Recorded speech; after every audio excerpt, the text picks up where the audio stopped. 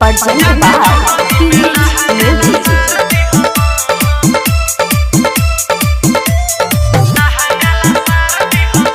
अभी आप सुन रहे हैं PH म्यूजिक की शानदार प्रस्तुति।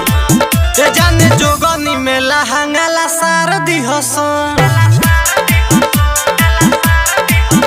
जाने जोगनी में लहंगा सार दी हसन, जाने जोगनी में लहंगा सार दी हसन। गोला घाट के लइका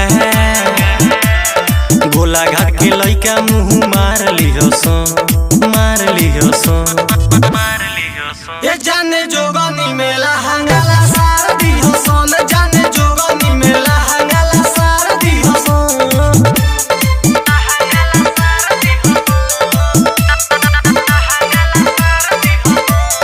माँ जगदम्बा रिकॉर्डिंग स्टूडियो माधोपुर। जई बुझे जदी गोरी सुनो राजपुरावा, बेनिया के लोग मजा मारी भरपुरावा। जई बुझे जदी गोरी सुनो राजपुरावा, बेनिया के लोग मजा मारी भरपुरावा।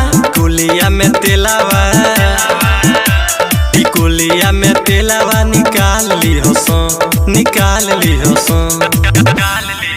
ये जाने जोगनी में लहंगा सार दी हसन, जाने जोगनी में लहंगा सार दी हसन। जाने जोगनी में लहंगा सार दी हसन।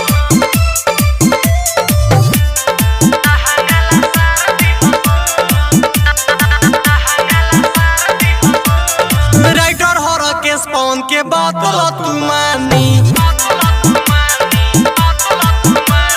पप्पू परदेसी छोड़ा दी पानी। राइटर हर केस पवन के बातल तू मानी, पप्पू परदेसी छोड़ा दी पानी।